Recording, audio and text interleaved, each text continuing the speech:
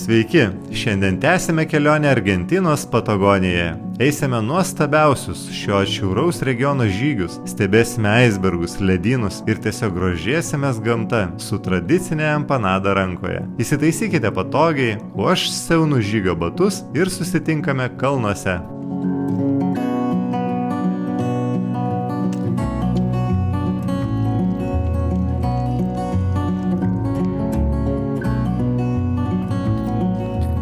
Kyla aukštyn, kiekvienas žingsnis vis atveria platesnį horizontą. Šiandien giedra, oras švarus kaip krištolas ir visa Patagonija atrodo atsiveria tarsi didžiulis atvirukas. Tolumoje ežerai, kalnai, snieguotos keteros, kvėpavimas sunkėja, bet vaizdai darosi lengvesni nei oras. Pakėlęs akis pamatau erelius, jie sukasi ratu lėtai, grakščiai, o dar aukščiau kondorai. Skrenda aukštai, bet jos sparnų siluetas milžiniškas. Net per šitą atstumą jaučiasi didybė. Beje, andų kondorai vieni didžiausių skraidančių paukščių pasaulyje. Jų sparnų plotis gali siekti 3 metrus, tai lyg mažas sklandytuvas. Jie skrenda naudodami tik šilto oro sroves, vos plasnodami. Gali išbūti ore valandų valandas beveik nenaudodami energijos.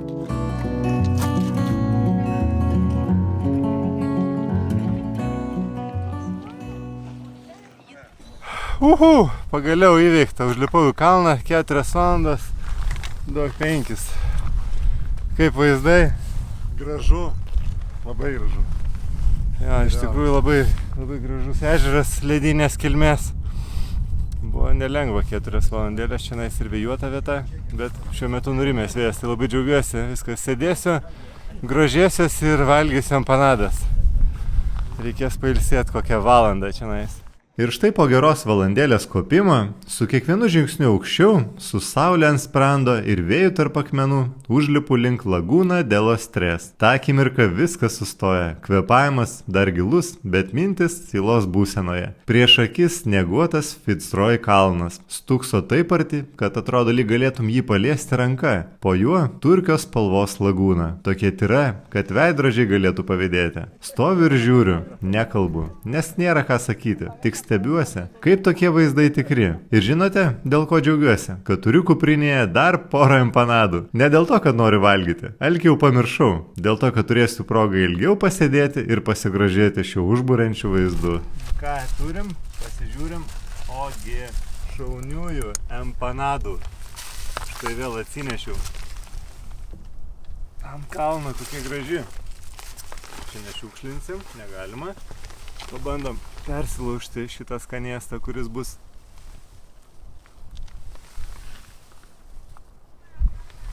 dvigubai skanesnis su tokiu vaizdu. Kvepia su jautiena, bulvėm ir svogūnų laiškais.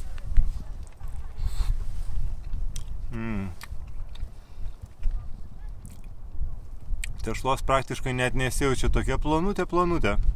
Labai skaniai padaryta, dar su kiaušiniu. Vietiniai prieskoniai argentinietiški. Wow, čia tai gyvenimėlis, ne? Skanios tradicinės argentinietiškos empanados ir gražiausia argentinietiška vieta. Kai kurie žmonės ir išsimauda. Oras tikrai vėsus. Netgi rankos suledėjusios. Kokie plus 5 laipsniai šilumos, bet kuomet pučia vėjas, tai jis visiškai ledinis. Panašu, kad nuo ledino viršaus tos pusės ir pučia. Žmonės užsigrūdinę, šaunuoliai. Stoviu savo, kai staiga kažkas nusimeta rūbus ir šoka į vandenį. Ir ne vienas. Visiškai rimtai, žmonės čia maudosi. Vanduo ledinis, tiesiai iš sniego ir ledynų. Bet jie neria su šypsenom, su šūksniais, tarsi švęsdami kažką. Nes kai pasieki tokią vietą, kai tiek užlipi, kai tave pakelia vėjas, prakaitas ir tyla, išsimaudyti būna tikras malonumas. Tarsi gamta tave krikštyje, pasiekus vietą, kurios nepamirši visą gyvenimą.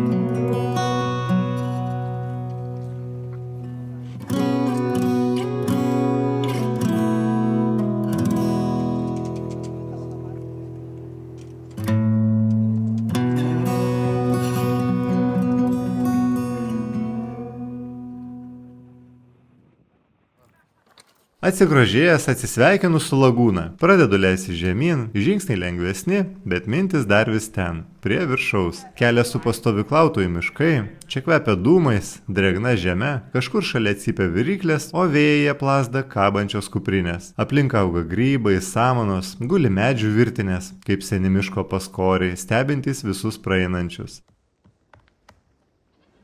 Patagonija gyvūnai iš viso nebijo žmogaus. Turbūt per 3 metrus nuo manęs genys kala savo ramiausiai šakelę, ieško kirmeliuko ir nenuskrenda.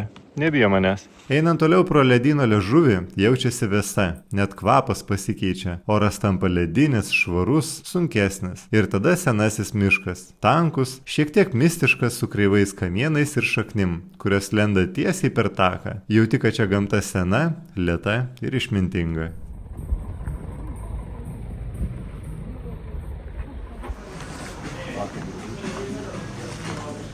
Nusileidau nuo kalno, visas raudonas, pavargęs.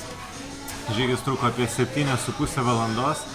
Na ir manau, galiu jau pasilepinti užsisakęs gerą, minkštą, sultingą, argentinietišką steiką. Medium.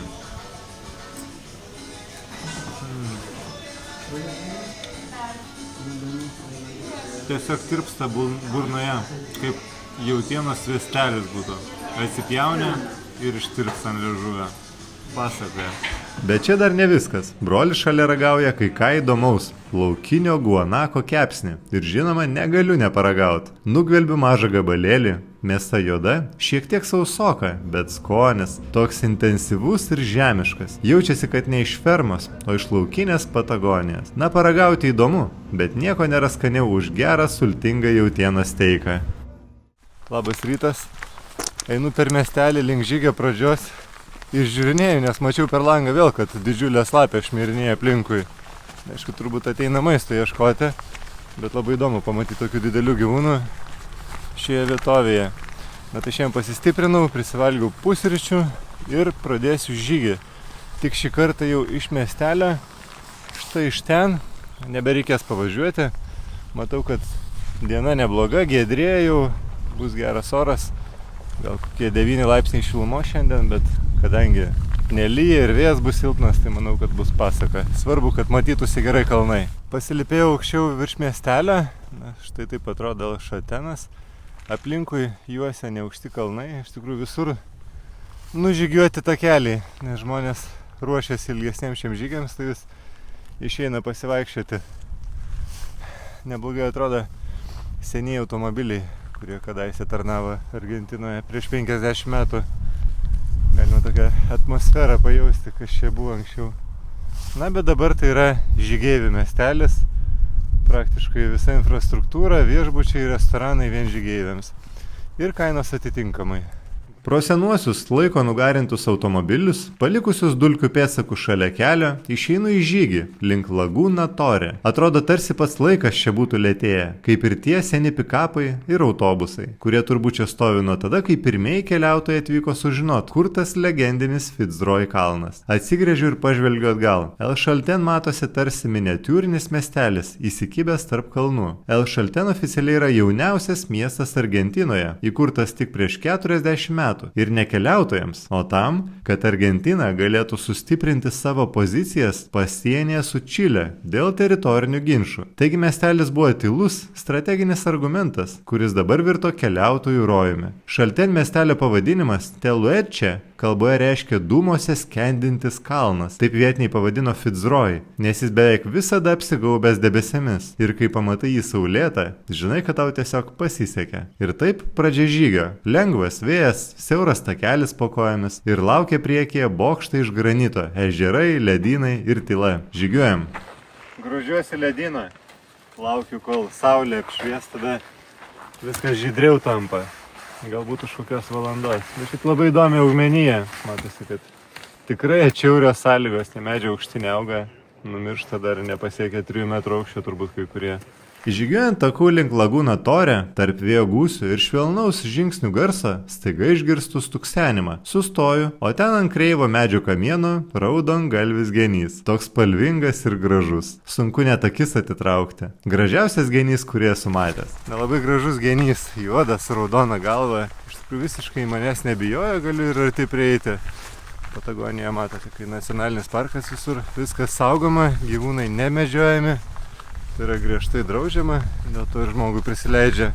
Turbūt ir animacinis herojus geniukas Vudis buvo sukurtas pagal šį genį. Tai ne bet koks genys, tai Magellano genys, arba vietinių vadinamas Carpintero gigante. Didžiausias genys Pietų Amerikoje. Patinai turi tą ryškiai raudoną šalmą, kuris iš tolo šviečia tarp rudų šakų. Jie ne tik gražus, jų stuksenimas sklinda per visą kilometrą. Taku toliau supa neįprasti augalai, keistai susraizgiusios krūmynų formos, samanos, spalvoti grybai, net mažyčiai vijokliai lipantis per akmenis tarsi miniatiūrinės džiunglės. Patagonijos flora labai specifinė. Čia auga unikalios rūšis, kaip notofagus, pietinis bukas, kuris sudaro didžiąją dalį šių miškų. Ir nors atrodo tvirti, šie medžiai auga labai lėtai, o jų formą padaro stiprūs vėjai. Pastebiu keistą spygliuotą vikšrą, ramiai ropojantį. Jo visas kūnas padengtas smulkiais spygliais. Atrodo kaip mažas pabaisiukas iš kito pasaulio. Tai lonomija, arba kaip jį vadina vietiniai Taturana assasina. Žudikas vikšras. Ir ne šiaip savo. Tie spygliukai kupini mirtino nuodo. Ir jų ne vienas, o tūkstančiai. O kiekvienas kaip miniatiūrinė nuodinga adatėlė, kuri įsiskverbia į odą vos palietus. Kiekvienais metais 10 žmonių apsinuodija, ypač Brazilijoje, kur šie vikšrai dažni sodose, miškuose, net parkuose. Ir taip keletą žmonių kasmet miršta. Po žygio per gyvą gamtos enciklopediją pagaliau prieinu Laguna Torė. Vaizdas superinis. Tikrai. Stoviu, o prieš mane milžiniška granito siena. Tolumoje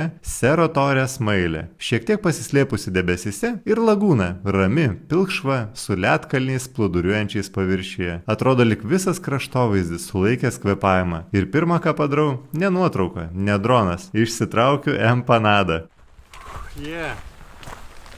Atėjau, galutinis taškas Torė Lagūna su plaukiančiais ledais. Geras oras, norėčiau saulę, žinoma, matas iš kur ledai, iš ten atlūžta, nuslenka ir plūdurėja lagūnai. Na, dabar teks užvalgyti. Pailsėsim. Pažiūrėkim, ką turim šiandien. Iš Laroko atspirkau.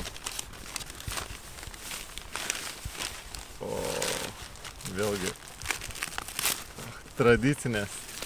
Geras. Argentinietiškos. Empanaditos. Su jautienyte. Šitą tradicinę matau. Su malta jautiena. Viskas. Grožėsiuosi dabar, ilsėsiuosi. Ir mėgausiuosi. Nu, čia visko pridėta. Ir morkyčių, ir svogūnų laiškų, ir porų, svogūnėlių.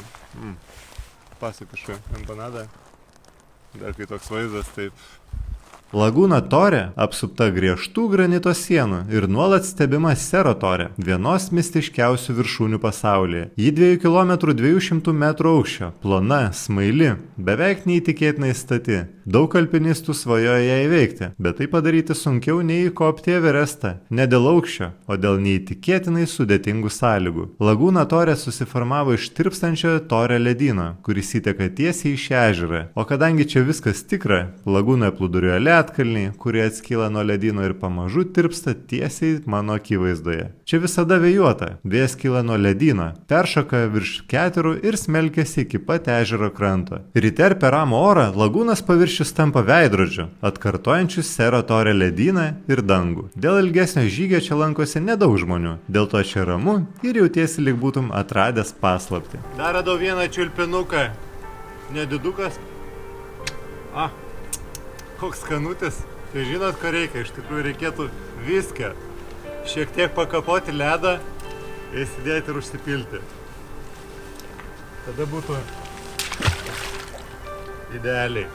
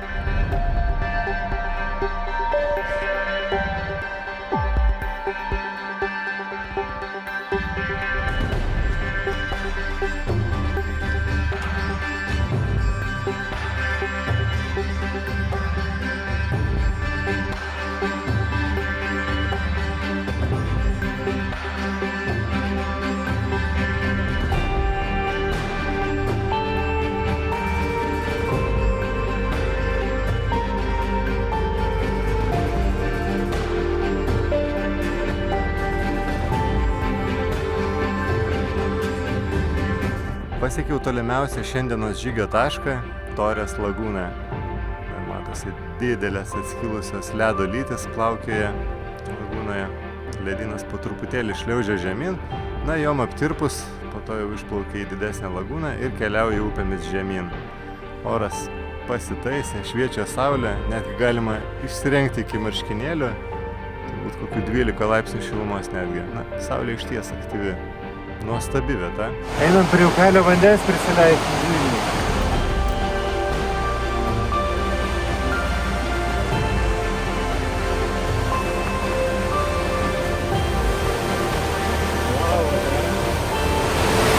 Vau, kokia oazė!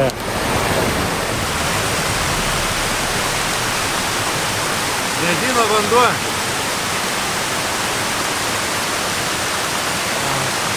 Gaivus ir labai skanus.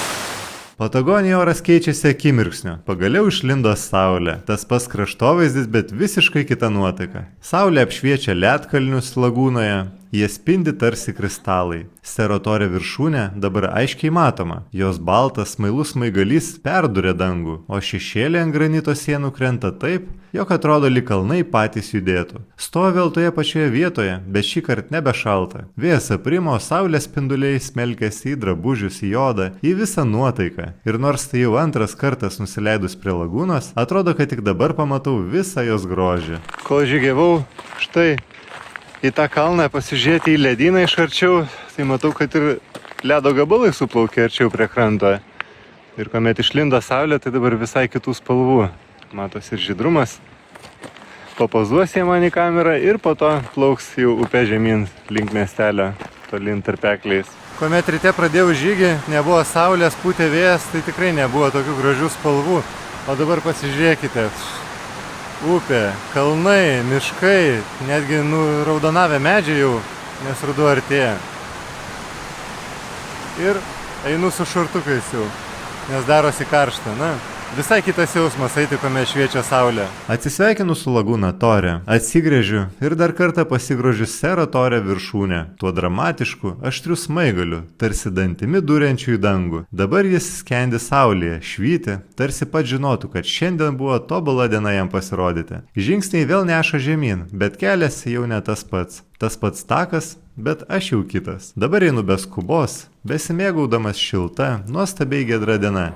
Saulė, kuri glosto kaklą ir kviečia sustoti dar minutėliai, dar akimirkai. Tyliai dėkoju savo, kad atėjau ir gamtai, kad pasitiko tokių grožių. Prieinu Elšaten miestelį, pavargęs, bet lengvas. Gal su šiek tiek dulkių ant batų, bet su kalnais akise ir ramybė viduje. Elšaten pasitinka skendinti šviesoje. Tas pats miestelis, į kurį vakar žiūrėjau nuo kalno, vos išsilaikydamas ant kojų, vėjas mane tiesiog vertė iš koto. Tada viskas atrodė griežta, net priešiška. O šiandien giedra, šilta, ramu, tarsi gamta būtų paspaudusi mygtuką soft mode. Nusileidus į miestelį, pirmas dalykas, kurį pajuntu, ne vaizdas, o kvapas. Burgerinė kažkur netoliese, burzgia pilnu tempu. Oras kvepia, kepta mėsa ir skrudinta bandelė. Bet šiandien ne burgerių diena. Šiandien ragausiu karbonadą kriolą, tradicinį argentinietišką troškinį, gaminamą iš jautienos, moliūgų, kukurūzų, bulvių ir net vaisių. Sotus, šiek tiek saldokas, su dūmo aromatu, toks, kuris primena, kad esi pietų pusrutulio širdyje. Šiandien mėginsime tradicinį patiekalą. Karbonadą vadinasi, bet tai yra ne karbonadas, o troškinys. Su lęšiais, su saldžiom bulvėm, su morkam, jautiena. Ir dėtas labai gražus moliūgėlis. Tai pamėginsime paragauti. Kol kas daržovių. Na, daugybė prieskonių. Bandau moliūgą. O, ir užkabinau dešrelės. Čia netgi ir kiaulienos dešrelė mačiau, kad yra šoninės ir jautienos. Moliūgas tai be galo skanus. Pabandom dabar su jautiena, su svogūnėliais ir lęšiais.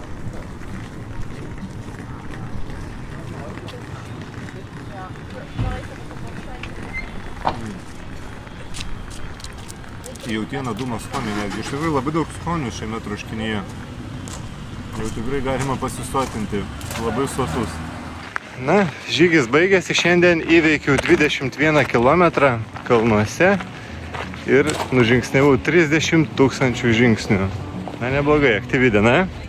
Sočių pilvų, saulėje dar nenusileidus išvykstu iš Elšaten. Toks jausmas, lyg po gero apsilankimo pas senus draugus. Pavargęs, bet laimingas. Važiuodamas dar kartą pasigrožiu kalnais fone. Tie patys, kurie rytą slėpėsi debesise, dabar nuskendė šiltame vakaro švytėjime. Viršūnės švyti, debesys tingiai slenka tarp jų. Viskas atrodo tarsi sulėtinto kino kadras, kuriame net vėjas pučia švelniau. Paskutinį kartą pažvelgiu į galinio vaizdo veidrodėlį ir žinokit, atrodo, kad lagūnos, smailės ir takai sako iki, dar pasimatysime. O pakelyje lamų būrelis stovintis kažkur netoli tvoros, žiūri ramiai, nė nesiruošdamos trauktis. Kaip ir žirgai, žvilgsnis trumpas, bet gilus. Atrodo, kad Patagonija taip pat su manimi atsisveikina.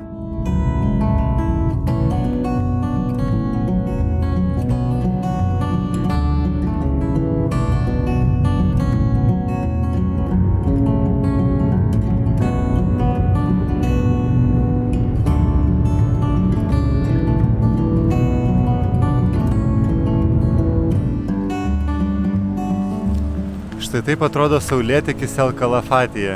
Na, išties įspūdingai. O kuomet buvo dar tamsiau, tai spalvos buvo ir violetinės, ir raudonos. Dabar šiek tiek prašvito. Na, žygiai šiame regione buvo tikrai įsimintini, buvo be galo gražu. Linkiu ir jums būtinai čia atvykti, pasimėgauti atšiaurę, bet labai įdomia ir gražia gamta. Atsisveikinu ir aš su jumis. Ačiū, kad buvote kartu. Tikiuosi buvo gražu ir įdomu. Palaikydami mane galėtumėte paspausti like ir užsiprenumeruoti kanalą. Ačiū ir iki.